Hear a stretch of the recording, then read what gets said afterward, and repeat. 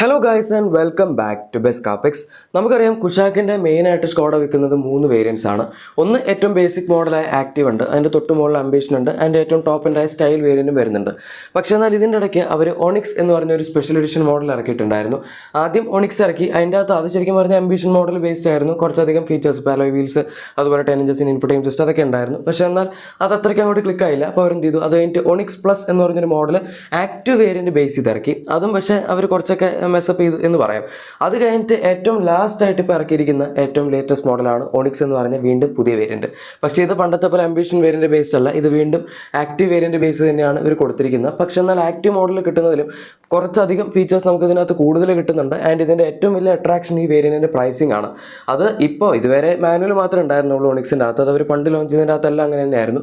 പക്ഷേ ഇപ്പോൾ അപ്ഗ്രേഡ് എന്താണെന്ന് വെച്ചാൽ നമുക്ക് ഇതിനകത്ത് ഓട്ടോമാറ്റിക് കൂടെ അവൈലബിൾ ആണ് എന്നുള്ളതാണ്.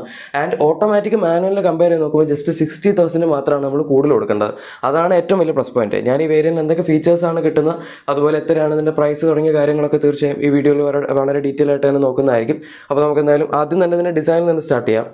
ഒണിക്സ് മോഡലിൽ ഫ്രണ്ട് പ്രൊഫൈൽ നോക്കുകയാണെങ്കിൽ നമുക്ക് ഈവൻ ടോപ്പ് ആൻഡ് കുഷാക്കിൽ കിട്ടുന്ന അത്രയും ഫീച്ചേഴ്സ് വരുന്നതിൻ്റെ അകത്തുണ്ട് എന്ന് തന്നെ പറയാം. ആദ്യം തന്നെ ഹെഡ്ലൈറ്റ്സ്, നമുക്ക് ഇതിൻ്റെ അകത്ത് LED ഹെഡ് ലാംപ്സ് ആണ് വരുന്നത്, ടോപ്പ് എൻഡിൽ കിട്ടുന്ന പോലെ തന്നെ. അതുപോലെ തന്നെ ഈ ഒരു വേരിയൻറ്റിൽ മുതൽ നമുക്ക് LED DRLs അവൈലബിൾ ആണ്. പിന്നെ ഫോഗ് ലാംപ്സും കൊടുത്തിട്ടുണ്ട്. ബേസ് മോഡൽ എടുക്കുകയാണെങ്കിൽ നമുക്ക് സാധാരണ ഹാലജൻ ഹെഡ് ലാംപ്സ് ആണ് കിട്ടുന്നത്.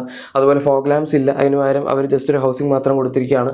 അങ്ങനെ കുറേ സംഭവങ്ങളുണ്ടായിരുന്നു. പക്ഷേ ഈ ഒരു മോഡൽ അങ്ങനത്തെ ഒരു കോസ്റ്റ് കട്ടിങ്ങും ഇല്ല. നമുക്ക് കറക്റ്റ് ടോപ്പ് മോഡൽ കിട്ടുന്ന പോലെ തന്നെ ഫ്രണ്ടിലത്തെ ലുക്ക് കിട്ടും. ഈവൻ ഗ്രില്ല് പിന്നെ ഈ വാഹനത്തിൽ എല്ലാ വേരിയൻസ് സെയിം ആണ്. ക്രോം സറൗണ്ടിങ്, അത്യാവശ്യം തിക്ക് ക്രോം സറൗണ്ടിങ് ആണ് ഇതിൻ്റെ ഗ്രില്ലിൻ്റെ ചുറ്റുമുള്ളത്.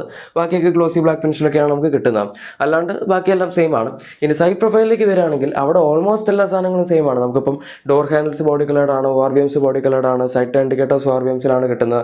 പിന്നെ ഇതിൻ്റെ സൈഡിൽ സ്കോഡയുടെ ഒരു ബാഡ്ജിങ് കൊടുത്തിട്ടുണ്ട്. പിന്നെ റൂഫിലാണെങ്കിൽ നമുക്ക് റൂഫ് റെയിൽസ് അവൈലബിൾ ആണ്, ഷാർക്ക് ഫിൻ ആൻറ്റിന ഉണ്ട്. അങ്ങനെ കുറേ ഫീച്ചേഴ്സ് ഉണ്ട്. പക്ഷേ പ്രശ്നം എന്താണെന്ന് വെച്ചാൽ ഇതിൻ്റെ വീൽസ് ആണ്. ടയർ സൈസിലല്ല പ്രശ്നം. നമുക്ക് 16 inch അലോയ് വീൽസ് ആണ് ഇതിൻ്റെ അകത്ത് കിട്ടുന്നത്. ക്രോസ് സെക്ഷനും കുഴപ്പമില്ല, 205 60 R16s ആണ് ഇതിൻ്റെ അകത്ത് വരുന്ന ടയർ സൈസ്. പക്ഷേ പ്രശ്നം വരുന്ന ഈ വീൽസിൻ്റെ ഡിസൈനിലാണ്. ഇതിനകത്ത് ഡെഫിനറ്റ്ലി നമുക്ക് അലോയ് വീൽസ് ഒന്നും കിട്ടുന്നില്ല, അതിപ്പോൾ ആക്റ്റീവ് വേരിയൻറ്റിലും ഇല്ലല്ലോ. പക്ഷേ എന്നാൽ ഈ ഒരു ഡിസൈൻ അവർ ഈവൻ ബേസ് മോഡൽ വരുന്ന പോലെ ഇത്തിരി കൂടെ ബോറായിട്ട് കൊടുത്തിരിക്കുന്ന പോലെയാണ് എനിക്ക് പേഴ്സണലി തോന്നിയത്. അവർ പ്രത്യേകിച്ച് വീൽ ക്യാപ്പിൻ്റെ ഡിസൈനാണ്. അത് മാറ്റി നമുക്ക് വേണമെങ്കിൽ അലോയ്സ് ഇടാം. ഈവൻ ടയർ മാറ്റാണ്ട് തന്നെ 16 inch അലോയ് വീൽസ് നിങ്ങൾക്ക് കിട്ടുകയാണെങ്കിൽ ഇതിൻ്റെ അകത്ത് ഇടാൻ പറ്റും. വേണമെങ്കിൽ ഇപ്പോൾ കമ്പനിയുടെ തന്നെ ഒഫീഷ്യൽസ് ആണ്, നിങ്ങൾക്ക് അംബീഷൻ മോഡൽ കുഷാക്കിൻ്റെ അലോയ് വീൽസ് വരുന്ന എവിടെയെങ്കിലും കിട്ടുകയാണെങ്കിൽ അത് ഇതിൻ്റെ അകത്ത് ഇട്ട് കഴിഞ്ഞാൽ ഈസി ആയിട്ട് ഫിറ്റ് ആകും. കാരണം ടയർസ് അതിൻ്റെ അകത്ത് 16 inch തന്നെയാണ് ഉപയോഗിക്കുന്നത്. ടയർ മാറ്റാതെ തന്നെ നമുക്ക് ചെയ്യാനും പറ്റും. അതിനൊരുപാട് അഡീഷണൽ കോസ്റ്റ് വരുന്നില്ല. എക്സ്റ്റീരിയറിൽ ആകെപ്പാട് എനിക്ക് മാറ്റണമെന്ന് തോന്നിയത് ഈ ഒറ്റൊരു സംഭവം മാത്രമേ ഉള്ളൂ. ബാക്കി എല്ലാ കാര്യങ്ങളും ഓക്കെയാണ്. റിയർ പ്രൊഫൈൽ എക്സാക്ട്ലി സെയിം ആണ്. നമുക്ക് സാധാരണ കുഷാക്കിൽ കിട്ടുന്ന പോലെ തന്നെയാണ് ഇതിൻ്റെ അകത്തും കിട്ടുന്നത്. ഈവൻ ബാക്കിൽ വൈപ്പറും വാഷറും ഡീഫോഗറും എല്ലാ സംവിധാനങ്ങളും അവർ ഈ ഒരു വേരിയൻറ്റ് പോലെ തന്നെ കൊടുത്തിട്ടുണ്ട്. സാധാരണ അങ്ങനെ കൊടുക്കാറില്ല. ഇനി ഇൻറ്റീരിയറിലേക്ക് വരുമ്പം ഇവിടെ നമുക്ക് കുറച്ച് കോസ്റ്റ് കട്ടിംഗ് ഒക്കെ കാണാൻ പറ്റും. കാരണം ഒന്നാമത് ഇത് ബേസ് മോഡൽ ബേസ്ഡ് ആയിട്ടുള്ള ഒരു വേരിയൻ്റ് ആണ്. പക്ഷേ എന്നാൽ നമുക്ക് ഡേ ടു ഡേ ലൈഫിൽ വേണ്ട എല്ലാ ഫീച്ചേഴ്സും ഇതിൻ്റെ അകത്തുണ്ട്. ഫോർ എക്സാമ്പിൾ സ്റ്റിയറിംഗ് വീൽ തന്നെ ആദ്യം നോക്കുകയാണെങ്കിൽ മൾട്ടി ഫംഗ്ഷൻ സ്റ്റിയറിംഗ് വീലാണ്. അതിൻ്റെ അകത്ത് നമുക്ക് ഓഡിയോ കൺട്രോൾസും സംഭവങ്ങളൊക്കെ ഉണ്ട്. അതുപോലെ തന്നെ MID കൺട്രോൾ ചെയ്യാനുള്ള സ്വിച്ചും അതിൻ്റെ അകത്ത് കൊടുത്തിട്ടുണ്ട്. ടോപ്പ് എൻഡിൽ കിട്ടുന്ന സെയിം സ്റ്റിയറിംഗ് വീലാണ്. ആകെപ്പാടെ ലെതർ റാപ്പിംഗ് ഇല്ല എന്നുള്ളൊരു പ്രശ്നം മാത്രമേ ഉള്ളൂ. ഇതിൻ്റെ അകത്ത് അത്യാവശ്യം പ്രീമിയം ആയിട്ടുള്ള റോളിംഗ് ആയിട്ടുള്ള കൺട്രോൾസ് ആണ് വരുന്നത്. അതൊക്കെ ബേസ് മോഡൽ പോലെ അവർ കൊടുക്കുന്നുണ്ട്. പിന്നെ ഇൻഫോർടൈൻമെന്റ് സിസ്റ്റം, അത് നമുക്ക് 7 inches ആണ് ഇതിൻ്റെ സൈസ് വരുന്നത്. പക്ഷേ വയർലെസ് ആയിട്ടുള്ള ആൻഡ്രോയിഡ് ഓട്ടോ ഒന്നും ഇല്ലെങ്കിലും വയർഡ് ആയിട്ടുള്ള ആൻഡ്രോയിഡ് ഓട്ടോ, ആപ്പിൾ കാർപ്ലേ അത് സപ്പോർട്ട് ചെയ്യുന്നുണ്ട്. ചെറിയ സൈസ് ആണെന്നുള്ളൊരു പ്രശ്നം മാത്രമേ ഉള്ളൂ, വേറെ സംഭവങ്ങളൊന്നുമില്ല. പിന്നെ AC, നമുക്ക് ഇതിനകത്ത് ഓട്ടോ AC അവൈലബിൾ ആണ്. ബേസ് മോഡൽ ഇല്ലാത്തൊരു സംവിധാനമാണത്. അതിൻ്റെ അകത്ത് നമുക്ക് മാനുവൽ AC ആണ് കിട്ടുന്നത്. പക്ഷേ ഈ ഒരു മോഡലിലേക്ക് വരുമ്പോൾ ഓട്ടോ ACയും അവർ കൊടുത്തിട്ടുണ്ട്. ഇൻസ്ട്രുമെന്റ് ക്ലസ്റ്റർ ഒക്കെ ബേസ് മോഡൽ വരുന്ന പോലെ തന്നെയാണ്. ഒരുപാട് ഫീച്ചേഴ്സ് ഒന്നുമില്ല. നടുവിൽ ചെറിയൊരു TFT ഡിസ്പ്ലേ ഉണ്ട്, അത് മാത്രമേ ഉള്ളൂ. അല്ലാണ്ട് ബാക്കിയെല്ലാം നോർമൽ നമ്മുടെ അനലോഗ് കൺട്രോൾസ് തന്നെയാണുള്ളത്. പിന്നെ ഫാബ്രിക് സീറ്റ്സ് ആണ് ഈ ഒരു വാഹനത്തിനകത്ത് കിട്ടുന്നത്. നമുക്ക് ഇതിൻ്റെ അകത്ത് വേറെ ഗ്ലോസി ബ്ലാക്ക് എലമെൻറ്റ്സ് ഒന്നും നിങ്ങൾ ഡാഷ്ബോർഡിൽ നോക്കുകയാണെങ്കിൽ കാണാൻ പറ്റില്ല. ടോപ്പ് ആൻഡ് കുഷാക്ക് എടുക്കുകയാണെങ്കിൽ അതിൻ്റെ അകത്ത് അങ്ങനെ കുറച്ച് എലമെൻറ്റ്സ് ഉണ്ടല്ലോ. പക്ഷെ അത് ഇടയ്ക്ക് ക്രീക്ക് ചെയ്യുന്ന പ്രശ്നങ്ങളൊക്കെ കേട്ടിട്ടുണ്ട്. ഇതിനകത്ത് ചിലപ്പോൾ അത് കമ്പാരിറ്റീവ്ലി ഇത്തിരി കുറയാനും സാധ്യതയുണ്ട്. പിന്നെ ഇതിൻ്റെ അകത്ത് ഇല്ലാത്തൊരു ഫീച്ചർ ചിലപ്പോൾ നിങ്ങൾക്ക് നെസസറി ആയിട്ട് തോന്നുന്ന പുഷ് ബട്ടൺ സ്റ്റാർട്ട് ആയിരിക്കും. അത് എത്രത്തോളം നെസസറി ആണ് എന്ന് എനിക്കറിയില്ല. പക്ഷെ എന്തായാലും ഈ വാഹനത്തിലില്ല. അതില്ലെങ്കിൽ നമുക്ക് വേണേൽ അഡ്ജസ്റ്റ് ചെയ്ത് പോകുന്നുള്ളൂ. ബട്ട് എനിവേ ഇല്ലാത്തതുകൊണ്ട് ഞാൻ പറഞ്ഞെന്നുള്ളൂ. ഇതാണ് ഇപ്പോൾ ഇതിൻ്റെ ഫീച്ചേഴ്സിൻ്റെ കാര്യത്തിൽ നമുക്ക് പറയാൻ പറ്റുന്നത്. ഈവൻ എക്സ്റ്റീരിയറിലാണെങ്കിലും ഇൻറ്റീരിയറിലാണെങ്കിലും. സേഫ്റ്റി ഫീച്ചേഴ്സിൻ്റെ കാര്യത്തിൽ സ്കോഡ ഇതുവരെ കോംപ്രമൈസ് വരുത്തിയിട്ടില്ല. പണ്ടൊക്കെ കുഷാക്കിൽ ബേസ് മോഡൽ 2 എയർ ബാഗ്സ് ഒക്കെ ഉണ്ടായിരുന്നുള്ളൂ. പക്ഷേ ഇപ്പോൾ അവർ ലേറ്റസ്റ്റ് ആയിട്ട് കുഷാക്കിലും സ്ലാവിയിലും ബേസ് മോഡൽ പോലെ 6 എയർ ബാഗ്സ് ഒക്കെ കൊടുക്കുന്നുണ്ട്. ബാക്കി features ESP, traction control, hill hold assist, അങ്ങനത്തെ സാധനങ്ങളൊക്കെ നമുക്ക് ഓൾറെഡി ഇതിൻ്റെ അകത്ത് കിട്ടുന്നുണ്ടായിരുന്നു. ഇപ്പം ഇതിൻ്റെ ഒണിക്സ് വേരിയൻ്റ് ആണെങ്കിലും ബേസ് മോഡലാണെങ്കിലും നിങ്ങൾ ഏതെടുത്താലും 6 എയർ ബാഗ്സ് തീർച്ചയായും ഈ ഒരു വാഹനത്തിൽ നമുക്ക് കിട്ടുന്നതായിരിക്കും. അതുകൊണ്ട് അക്കാര്യത്തിലും പേടിക്കാനില്ല. ടോപ്പ് എൻഡിൽ കിട്ടുന്ന അതേ സേഫ്റ്റി സൂട്ടാണ് ഈ ഒരു വേരിയൻറ്റ് വരുന്നത്. ഇതൊക്കെ അവിടെ നിൽക്കട്ടെ, യഥാർത്ഥ ചോദ്യം വരുന്ന പ്രൈസിൻ്റെ കാര്യത്തിലാണ്. നിങ്ങൾ ഈ വീഡിയോ കാണുന്നതും ഒരുപക്ഷെ ഈ വാഹനത്തിൻ്റെ പ്രൈസ് കൊണ്ട് തന്നെയായിരിക്കും. നമ്മളിപ്പോൾ സാധാരണഗതിയിൽ ഒരു കോമ്പാക്ട് SUV എടുക്കാൻ പോകുമെന്ന് പറഞ്ഞു കഴിഞ്ഞാൽ ചിലവർ ഒരുപാട് ഫീച്ചേഴ്സ് വേണം എന്ന് പറഞ്ഞ് നമ്മുടെ സപ്പോമീറ്റർ SUVs എടുക്കും.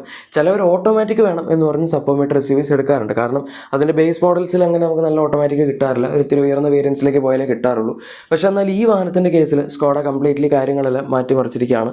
കാരണം ഇതിൻ്റെ ഇപ്പോൾ ബേസ് മോഡൽ ആക്റ്റീവ് വേരിയൻറ്റ് എടുക്കുകയാണെങ്കിൽ 11.99 lakhs പ്രൈസ് സ്റ്റാർട്ട് ചെയ്യുന്നത് എക്സ്ഷോറൂം. പക്ഷേ ഒണിക്സ് വേരിയൻറ്റിൻ്റെ കേസ് എടുക്കുകയാണെങ്കിൽ മാനുവലി ജസ്റ്റ് 12.9 lakhs ആണ് ഇതിൻ്റെ പ്രൈസ് വരുന്നത്. അത് ചിലപ്പോൾ നിങ്ങൾക്ക് അത്രയ്ക്കും ജസ്റ്റിഫൈഡ് ആയിട്ട് തോന്നില്ലായിരിക്കും. കാരണം നോർമൽ വേരിയൻറ്റും ഇതും തമ്മിൽ 90,000 ഡിഫറൻസ് ഉണ്ട്. ഓൺ റോഡ് വരുമ്പോൾ ഏകദേശം 1 lakhൻ്റെ അടുത്ത് ഡിഫറൻസ് വരുമായിരിക്കും. അതിൻ്റെ അകത്ത് നമുക്ക് പക്ഷേ പുറത്തും ചെയ്യാൻ പറ്റാത്ത കുറച്ച് ഫീച്ചേഴ്സ്, ഓട്ടോ AC പോലുള്ള സാധനങ്ങളൊക്കെ കിട്ടുന്നുണ്ട്. അതുകൊണ്ട് വണ്ടിക്കകത്തേക്ക് കയറി കഴിഞ്ഞാൽ മറ്റേതിൻ്റെ അകത്ത് 3 കൺട്രോൾ നോബ്സ് ആയിരിക്കും ഉണ്ടാകുന്നത് മാനുവൽ AC ആയതുകൊണ്ട്. ഇതിപ്പോൾ നമുക്ക് ഇത്തിരി കൂടെ പ്രീമിയം ആയിട്ടുള്ള ഒരു ലുക്ക് കിട്ടും. പിന്നെ മാനുവൽ AC ആണ് ഇതിൻ്റെ ആക്ച്വലി കുറച്ചുകൂടെ കൺട്രോൾ ചെയ്യാൻ എളുപ്പം. കാരണം ഓട്ടോ AC ടച്ച് പാനൽ ആയതുകൊണ്ട് നമുക്ക് കുറച്ച് ഡ്രൈവിംഗിൽ നിന്ന് ഫോക്കസ് മാറ്റിയിട്ട് കൺട്രോൾ ചെയ്യേണ്ടി വരും. ബട്ട് എനിവേ ലുക്കിൻ്റെ കാര്യത്തിൽ ഓട്ടോ AC ആണ് നമുക്ക് എപ്പോഴും കൺട്രോൾ പാനൽ വൈസ് കുറച്ചുകൂടെ നന്നായിട്ട് തോന്നാം. അത് അത്രേ ഉള്ളൂ. നമുക്കപ്പോൾ വേറെ വേരിയൻസിലൊന്നും അത് കിട്ടുന്നതായിരിക്കില്ല. അതുപോലെ തന്നെ പിന്നെ വ്യത്യാസം വരുന്ന LED ഹെഡ് ലാംപ്സ്, അങ്ങനെ കുറച്ച് ഫീച്ചേഴ്സൊക്കെ ഇതിൻ്റെ അകത്ത് നമുക്ക് വിഷ്വൽ വൈസ് കാണാൻ പറ്റും. അതുപോലെ ബാക്കിൽ വൈപ്പർ, അതൊന്നും ബേസ് മോഡലില്ല. അതൊക്കെ നമുക്ക് അത്യാവശ്യമുള്ള സാധനങ്ങളാണ് മഴയത്തും അങ്ങനത്തെ സാഹചര്യത്തിലൊക്കെ. എനിവേ ഇനി അതല്ലാണ്ട് നോക്കുകയാണെങ്കിൽ ഓട്ടോമാറ്റിക് ആണ് ഏറ്റവും ഇമ്പോർട്ടൻറ്റ് സംഭവം. നമ്മൾ മറ്റേ കോമ്പാക്ട് SUV സപ്പോമീറ്റർ എടുക്കുന്നത് തന്നെ ഒരു മിഡിൽ വേരിയൻ്റൊക്കെ വരുമ്പോഴേക്കാണ് അതിൻ്റെ ഓട്ടോമാറ്റിക് വരുന്നത്. ഈ വണ്ടിയുടെ ഓട്ടോമാറ്റിക്കിൻ്റെ പ്രൈസ് ജസ്റ്റ് 13.5 lakhs ആണ്, അതും എക്സ്ഷോറൂം. ഓൺ റോഡ് വരുന്ന സമയത്ത് ഏകദേശം 16 lakhsൻ്റെ അടുത്തായിരിക്കും വരുന്നത്. ആ ഒരു പ്രൈസിൽ നമുക്ക് ഈ വാഹനത്തിൻ്റെ ഓട്ടോമാറ്റിക് കിട്ടുന്നു എന്ന് പറഞ്ഞു കഴിഞ്ഞാൽ അത്യാവശ്യം നല്ലൊരു കോമ്പിനേഷനാണ്. കാരണം ഇതിൻ്റെ അകത്ത് 1.0 ലിറ്റർ TSI എഞ്ചിൻ, അതായത് ടർബോ സ്ട്രാറ്റിഫൈഡ് ഇഞ്ചക്ഷനുള്ള ഫോക്സ്വാഗൻ്റെ അത്യാവശ്യം നല്ലൊരു എഞ്ചിനാണ് വരുന്നത്. 110 PS പവറും അതുപോലെ 178 Nm ടോർക്കൊക്കെ ജനറേറ്റ് ചെയ്യുന്നുണ്ട്.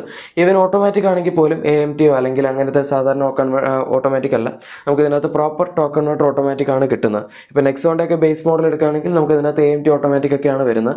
ഈ പ്രൈസ് പോയിന്റിൽ അല്ലാണ്ട് വേറെ കിട്ടുന്ന നമ്മുടെ ബ്രസേഡയൊക്കെ ZXA ഓട്ടോമാറ്റിക് ആണ്. അതും ടോപ്പ് എൻഡ് പോലും അല്ല, നമുക്ക് സെക്കൻഡ് ടോപ്പ് വേരിയൻ്റ് ആണ് ബ്രസേഡ് കിട്ടുന്നത്. അതിൻ്റെ അകത്തും ടോക്ക് കൺവേർട്ടർ ഓട്ടോമാറ്റിക് ഉണ്ട്. 1.5 ലിറ്റർ NA പെട്രോളാണ് വരുന്നത്. പക്ഷേ അത് ഇത്രയും ഫാസ്റ്റ് ആയിരിക്കില്ല. ഈ വണ്ടി എന്ന് പറയുമ്പോൾ നമുക്ക് ആക്സലറേഷനും അത്യാവശ്യം നല്ല ഫാസ്റ്റ് ആയിരിക്കും. മാത്രമല്ല ഇതിൻ്റെ ഓട്ടോമാറ്റിക്കും നല്ല സ്മൂത്ത് ആണ്. അതുകൊണ്ട് നമ്മൾ അങ്ങനത്തെ കേസിലൊക്കെ എടുക്കുകയാണെങ്കിൽ വേറെ പ്രശ്നങ്ങളൊന്നുമില്ല. പിന്നെ ഒരു സെഗ്മെൻറ്റ് മുകളിൽ നിൽക്കുന്ന വണ്ടിയാണല്ലോ, ഇത് കണ്ടാൽ ഒരു സെഗ്മെൻറ്റ് മുകളിലാണ് എന്ന് തോന്നില്ല എന്നുള്ളൊരു പ്രശ്നം മാത്രമേ ഉള്ളൂ. പക്ഷേ വണ്ടി അബവ് 4 മീറ്ററാണ്, 4.2 മീറ്റേഴ്സോളം ഈ ഒരു വാഹനത്തിന് ലെങ്ത് വരുന്നുണ്ട്. ഈ വണ്ടി ശരിക്കും പറഞ്ഞാൽ സ്കോഡ ഒരു ഇത്തിരി കൂടെ വലുതാക്കി ഇറക്കിയിരുന്നെങ്കിൽ ഒരുപക്ഷെ ഇതിനിപ്പോൾ കിട്ടുന്നതിൽ ഒരു ഇത്തിരി കൂടെ മാർക്കറ്റ് കിട്ടിയാണ്. സ്കോഡ മാത്രമല്ല ഫോക്സ്വാഗനും ടൈഗോണിൻ്റെ ലെങ്ത് ഒരു 4.3 മീറ്റേഴ്സിനടുത്ത് വെക്കണമായിരുന്നു. ഈ സെഗ്മെൻറ്റിൽ നോർമലി വരുന്ന വണ്ടികളുടെ ഒരു സ്റ്റാൻഡേർഡ് ഡയമെൻഷൻ എന്ന് പറയുന്നത് 4.3 മീറ്റേഴ്സാണ്. അവിടെയാണ് അവർക്ക് പണി കിട്ടിയത്. എനിവേ അത് പോട്ടെ, ഞാൻ ജസ്റ്റ് ഇതിൻ്റെ അകത്ത് ഇപ്പോൾ കിട്ടുന്ന ഒരു ഡീൽ പറഞ്ഞു എന്നേ ഉള്ളൂ. നിങ്ങൾക്ക് ഈ പുതിയ സ്കോഡ കുഷാക്കിൻ്റെ ഒണിക്സ് വേരിയൻറ്റിനെ പ്രത്യേകിച്ച് ഓട്ടോമാറ്റിക്കിനെ പറ്റിയുള്ള അഭിപ്രായം എന്താണ് എന്ന് തീർച്ചയായും താഴെ കമൻസിൽ പറഞ്ഞേക്കാം. വീഡിയോ ഇഷ്ടപ്പെട്ടെങ്കിൽ തീർച്ചയായും ലൈക്കും സബ്സ്ക്രൈബും ഷെയറും ഒക്കെ ചെയ്തേക്കാം. നമുക്ക് മറ്റൊരു വീഡിയോയിൽ കാണാം. Thank you for watching my video and good bye.